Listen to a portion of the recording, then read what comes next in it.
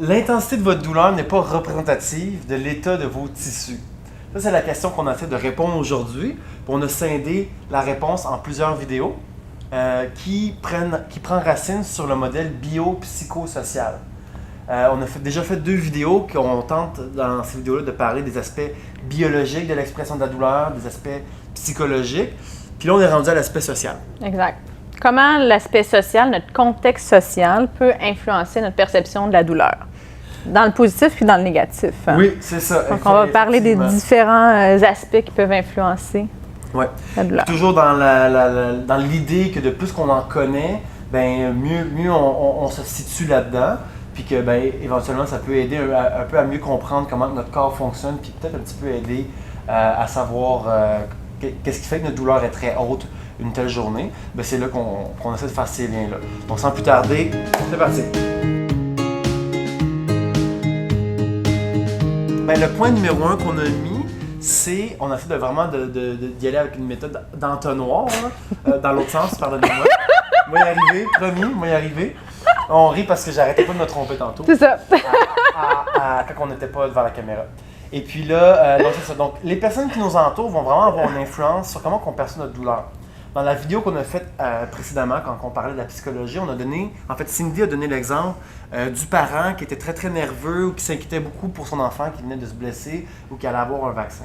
Bien, ça fait partie directement de toute la catégorie sociale, finalement, des personnes qui nous entourent vont avoir une influence sur notre douleur. Puis pour ceux qui n'ont pas regardé la vidéo, ce que j'ai expliqué, puis vous avez sûrement vu ça vous aussi, c'est que quand un enfant tombe, par exemple, souvent, là, il va pas réagir tout de suite, puis il va regarder autour, puis il va attendre de voir la réaction du parent. Puis quand le parent reste calme, puis il dit « ça va, lève-toi », puis tout est beau, l'enfant va se lever, va partir en courant, puis ça va bien aller.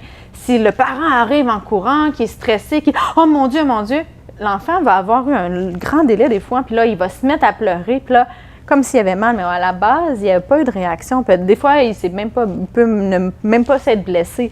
Donc, la perception, puis la projection, des fois, si on peut dire, là, la perception de ceux qui nous entourent peut nous influencer, changer notre propre perception de la situation. Puis si on fait le parallèle avec les personnes en douleur, ben c'est ça, on ne dit pas, mettons, imaginez que vous vivez comme proche aidant avec une personne qui a des douleurs persistantes, des douleurs chroniques. Mais ça, on ne vous dit pas d'être indifférent ou d'ignorer votre entourage, mais juste de prêter une oreille attentive, d'écouter. Mais de là, si on fait un peu la caricature, que si on est trop présent, que si on est trop paternel ou maternel, que peut-être que ça peut nous jouer des tours. Puis là, on parle des personnes qui nous entourent, les proches aidants, la famille, mais on pourrait faire le même parallèle avec les personnes qui nous aident à gérer notre situation de santé. Oui, tout à fait. Si on est, par exemple, ça peut être intéressant des fois de faire le parallèle avec vos propres professionnels de santé, pardonnez-moi, de dire que justement, si on est trop paternel, trop maternel, on veut tout bien contrôler, que peut-être des fois, ça peut, on a une bonne intention, mais que ça peut être un couteau à double tranchant. Toi, Cindy, est-ce que tu dirais que tu es plus maternelle, tu pousses plus? Moi, je pousse beaucoup. Moi, je pousse vraiment beaucoup. Okay. Vraiment, puis mais tout dans la prévention quand même, là. Mais ça m'est arrivé beaucoup, très souvent en fait, des gens qui se sont fait dire dans des contextes où peut-être, tu sais, moi, je suis en réadaptation, mais plus chronique. Puis des gens qui ont fait la réadaptation en phase subaiguë, par exemple. Donc, la réadaptation, quand on vient d'avoir un accident ou qu'on sort de l'hôpital, où on est encore un peu fragile, où il y a plus de risques. Dans certains milieux ou par certains thérapeutes, il y a aussi beaucoup de peur qui est véhiculée aux patients. Puis après ça, mettons, pour ceux qui sont en fauteuil roulant, les douleurs aux épaules, peur avec les transferts, de tomber, d'avoir des fractures. Alors, puis là, c'est pas d'une mauvaise intention, mais on fait tellement de prévention, puis on dit tellement à quel point que c'est grave que la personne va catastrophiser un petit peu, puis il va être en évitement de faire toutes ces activités-là. Ça va causer d'autres problèmes, en fait. Puis là, les gens, ils disent « Ah, mais non, je peux pas faire ça, je vais me blesser les épaules, je peux pas faire ça, mais je pourrais tomber. » Mais si on les fait jamais, c'est là aussi qu'on devient à risque que quand on va devoir le faire, on va se blesser encore plus. Fait que moi, je suis vraiment plus dans l'accompagnement, de mettre en situation, de dire, OK, mais on va te donner des outils pour que tu sois capable de faire face à cette situation-là. Je vais te pousser, mais je vais t'accompagner là-dedans. Je te dis pas qu'il faut que tu le fasses puis je te laisse toute seule, mais je te prépare à cette situation-là au lieu de te dire qu'il faut l'éviter. Donc, moi, je suis beaucoup plus comme ça en tant que thérapeute. C'est l'approche. Ça dépend pour tout. Il existe plein de personnalités en douleur chronique, douleur persistante, mais une personnalité qu'on voit souvent, c'est la personnalité évitante. Typiquement, c'est la personne qui a le mal, donc elle va vouloir protéger son bras parce qu'elle a mal, elle va vouloir éviter de prendre la poignée de pas parce qu'elle a mal. Et puis, c'est ça, ces personnes-là, il faut les accompagner là-dedans. Moi, souvent, ce que je leur dis, c'est de dire, tu sais, là, on est en réadaptation, on a un milieu contrôlé, c'est beau là, de faire les choses qu'on est confiant puis qu'on n'a pas peur, mais c'est quand même un petit peu de sortir de la fameuse zone de confort, là, puis de dire, regarde, t'es pas sûr, t'as peur un peu, puis c'est pour ça que souvent, moi, je vais sortir du contexte même de la clinique, je vais aller marcher puis faire mes thérapies à l'extérieur pour un peu contrer cette peur-là. Donc ça, c'est pour les personnes qui nous entourent, puis on a fait un peu un parallèle avec nous-mêmes, hein, les professionnels de recherche, de se regarder devant le miroir, parce que des fois, on est aussi un petit peu là-dedans. Moi aussi, je pense que je suis un petit peu comme toi là, par rapport à cette approche-là. Là. Peut-être qu'il y a une petite tendance, des fois, peut-être un petit peu trop poussée, mais inquiétez-vous pas, je travaille sur moi aussi. Non, mais c'est vrai, je veux dire, dans tout, là, il y a tout le temps une balance. Des fois, je pousse un peu trop les gens aussi, là, tu sais, il faut s'adapter. Puis, tu sais, aussi, je veux faire une parenthèse, dans un contexte de réadaptation subaiguë où les gens, il y a beaucoup de choses à travailler, le professionnel n'a pas tout le temps d'accompagner la personne dans ce contexte-là. Fait qu'il va faire de la prévention avant, puis dire de faire attention, mais la personne, quand elle se retrouve dans la situation chez elle, elle se rappelle de ce qui a été dit, mais là, elle n'a pas nécessairement les outils. Puis c'est pas une mauvaise intention du professionnel nécessairement, mais c'est là, il arrive dans un autre contexte où ils n'ont pas été capables peut-être de faire quelque chose dans un contexte plus aigu. Puis là, après ça, ils pensent qu'ils sont encore pas capables ou qu'ils vont encore se blesser ou que la douleur va être encore là. Puis moi, ça m'arrive souvent de dire, bien, on va l'essayer. Mais là, tu sais, le professionnel, il n'a pas eu la chance, mettons, au début.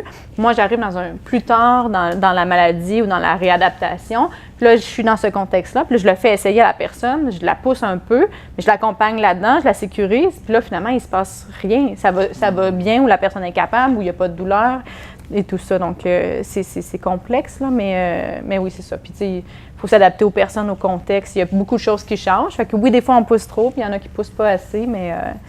on essaie de trouver la belle équilibre. Le bel équilibre, puis s'ajuster quand on voit que ça ne fonctionne pas. Si moi, je vois que je pousse trop, mais je me réajuste. Puis des fois, je dis à la personne, mais vous aviez raison. Là, finalement, c'est vrai que vous n'êtes pas capable. Ça arrive, là. Puis là, je l'accompagne à un autre niveau, puis on fait autre chose, là. Mais, good. Bravo à toi si tu es capable d'avoir cette introspection-là. Je te lève mon chapeau non existant. Toi aussi, c'est ça. On fait ça en tant que thérapeute. Ouais, c'est important de faire un petit peu d'introspection, ça c'est clair. Oui, tout à fait. Sinon, on avait énuméré aussi un autre élément là, qui faisait partie de l'aspect plus social de comment ça se fait qu'une douleur peut être vraiment intense alors que la gravité de mes blessures ne justifie pas cette grande douleur-là. Puis c'était tout ce qu'il y avait d'un peu comme invisible, tu sais. Chaque personne a un peu un rôle, tu sais, comme moi dans je dis rôle, mais ça peut être... un rôle social, un rôle familial. Mes chapeaux, là, tu sais, oui. Je suis ami, je suis collègue, je suis plein d'affaires. Puis c'est sûr que dans tous ces rôles-là, à chaque fois que tu as une interaction avec quelqu'un, ben il y a une certaine attente, des fois bidirectionnelle, tu sais, la personne s'attend quelque chose de moi et vice-versa. Il y a une certaine pression sociale. Oui, ben c'est ça, exactement. Tu sais, là, typiquement... je vais donner l'exemple peut-être plus proche de moi. Bon, j'étais un homme, je dois prendre soin de mon milieu familial.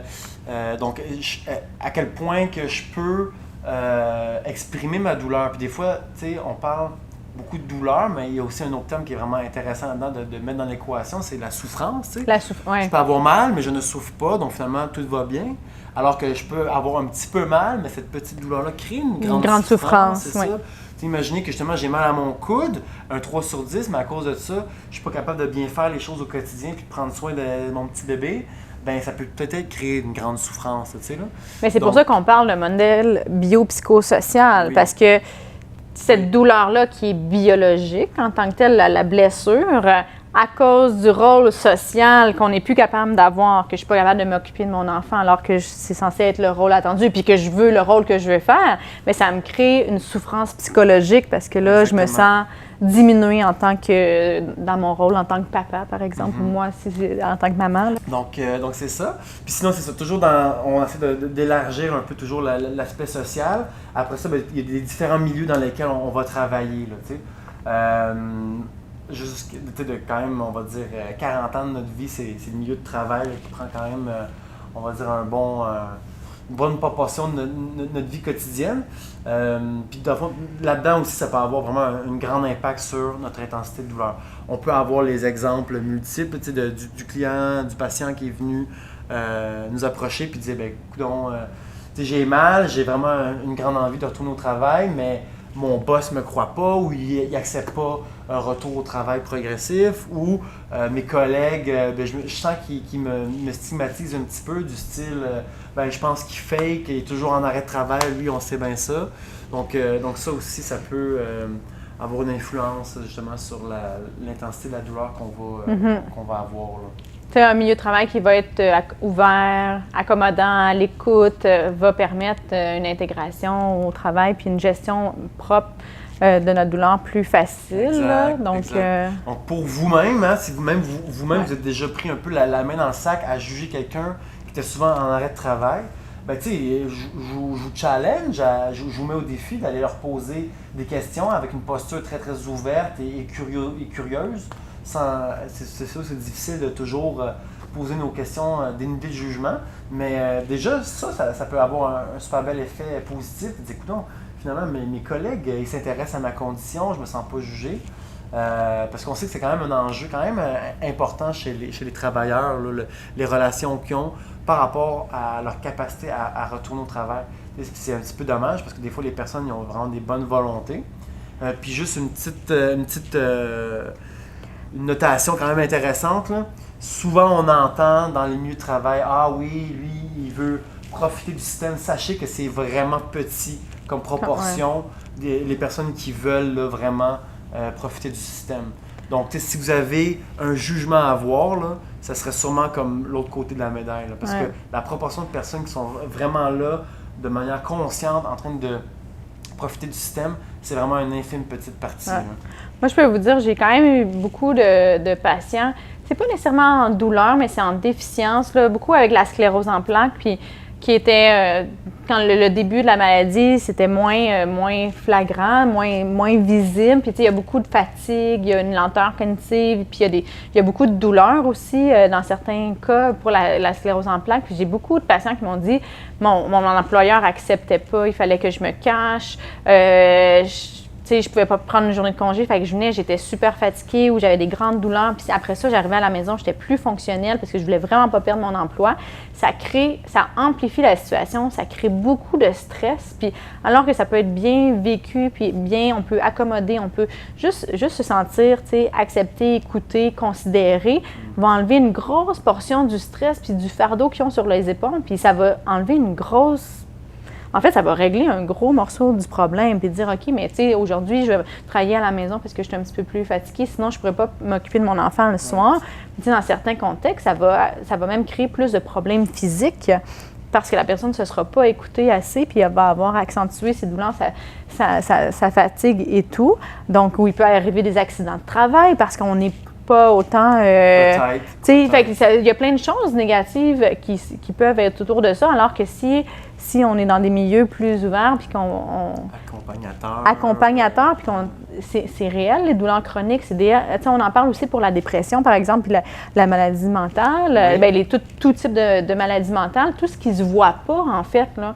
C'est pas que ça existe pas. J'allais te demander la question, pourquoi tu penses que c'est comme ça? C'est ça, parce qu'on ne le voit pas. Puis tant qu'on ne l'a pas vécu, nous, des fois, c'est difficile à comprendre, mais c'est pas farfelu, c'est pas parce que ça existe pas, ça existe pour vrai. C'est pas parce qu'on le voit pas que ça existe pas. C'est ça, c'est pas parce qu'on le voit pas que ça existe pas. Donc là, si vous connaissez du monde là, qui vous croit pas, là, envoyez-y la vidéo, puis ils vont tout comprendre. Good. Sinon, on voulait parler de point de vue un peu plus macro, encore plus large que le milieu de travail. On voulait parler peut-être du système. C'est sûr qu'il y a beaucoup de... Tu sais, les agents payeurs sont quand même au courant, même si on sait que la science et on va dire l'application n'est pas toujours directe, c'est toujours un petit peu en différé, mais quand même, on voit qu'il y a une progression. Tu sais, moi, j'ai des cas très concrets il y a quelques années que les agents payeurs contestaient beaucoup les diagnostics, contestaient beaucoup les conditions dans lesquelles les personnes s'étaient fait mal, alors que maintenant, même s'il y a encore certainement des exemples que les auditeurs pourraient nous donner, qu'il y a quand même un peu plus une posture d'accompagnement, de oui, c'est beau, on croit, on veut travailler en jonction avec l'employeur, avec le blessé, pour le retourner dans son milieu ou peu importe, mais quand même, pour donner cet exemple-là, il y a quand même tout l'aspect du système. Bien, moi, si je peux aller avec un exemple personnel, pas moi personnellement, mais quelqu'un de très, très proche de moi, s'est blessé au travail il y a quelques années, puis il y a eu beaucoup de contestations. Ça a pris 1 an, en fait, avant qu'il y ait remboursement et reconnaissance de la blessure qui était liée au travail. Surtout dans les jobs, les emplois physique, ou est-ce que ça peut être de l'usure? Tu sais, quand il y a un accident franc, c'est beaucoup plus facile, mais dans c'est ça, les choses qui sont plus, un petit peu plus répétitives, puis qui c'est moins clair que le mécanisme de blessure lié au travail, il y a eu beaucoup de contestations. Puis là, ça engendre une cascade d'événements pour la personne. Premièrement, elle se remet en question également, mais étant en douleur, là, elle est en perte de revenus. Quand on est en douleur, on n'a pas beaucoup d'attention, de temps, d'énergie. Il faut mettre son énergie, le peu d'énergie qu'on a à essayer de se battre pour avoir des sous, puis avoir, pas tout perdre qu'est-ce qu'on a gagné, parce qu'on a un rythme de vie. Là, quand on est blessé, qu'on est en arrêt de travail, ce rythme de vie-là, il n'arrête pas. Les comptes rentrent pareil. Là. Puis là, il faut aller en démarche. Fait que là, ça devient là, une bataille continuelle où est-ce que on est presque sûr de perdre ou de s'épuiser jusqu'au bout. Puis ça, moi, je l'ai vu personnellement, puis ça a un effet délétère là, sur la personne. Ne peut pas se concentrer sur sa récupération, sa réadaptation, puis ça a créé plein d'autres problèmes. Tu sais, il y a on est plus aigri, fâché, il y a des problèmes relationnels avec le reste de la famille, avec les collègues, même le milieu de travail. Fait que là, il y a une grosse... C'est tout dynamique, c'est une grosse cascade. Puis là, on sait que le stress a des effets négatifs sur notre corps. Fait que là, il y a d'autres choses qui sortent aussi. Fait que là, ça fait comme... C'est une belle cascade négative qui pourrait être évitée à la base si on reconnaît puis qu'on accompagne justement là, au lieu d'essayer de bloquer puis de ne pas reconnaître que... Moi, j'ai envie d'enchaîner avec finalement un exemple inverse, un exemple où est-ce que ça a quand même positif, bien été. Oui. Ça. Bien, tant mieux, il y en a. Parce qu'il y en a, il faut pas oublier quand même que même si le système n'est pas idéal, il arrive quand même à récupérer du monde. Puis si vous n'avez pas été satisfait, c'est vraiment dommage. Puis il faut être capable de communiquer avec les personnes avec qui vous avez fait affaire pour faire entendre votre voix. Mais je sais qu'il y a des bons...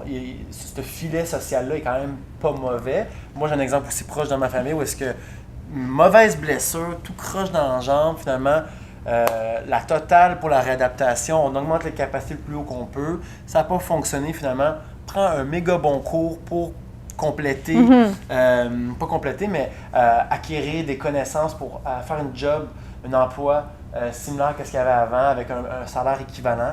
Finalement, cette personne-là va A1 dans sa vie, puis ça a été un peu à cause de ça, parce que de dire qu'elle allait prendre ce cours-là, il ne l'aurait peut-être pas fait par lui-même. C'était un cours qui était très, très dispendieux. Là.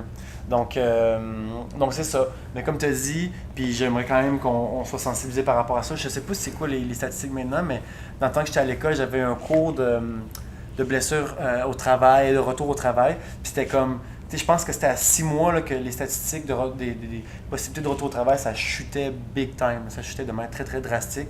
Donc, idéalement, c'est ça. Là, c'est quand même... Il faut être capable de trouver un moyen de retourner au travail à l'intérieur de 6 mois, sinon ça peut être plus houleux là, comme processus. Puis sinon, on va finir vraiment avec la dernière thématique d'aspect social. On voulait parler d'aspect culture.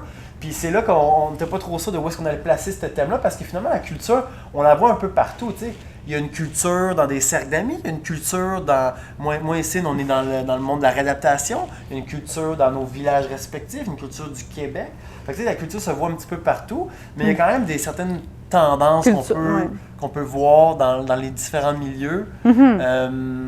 Tu sais, on a parlé tantôt du système, pas du système, mais du milieu de travail. Des milieux de travail plus manuels, il y a quand même une culture aussi. Tu sais, puis on pourrait vraiment aller avec des exemples très larges, mais on voulait quand même le nommer, cet élément-là, parce que c'est définitivement présent un peu partout.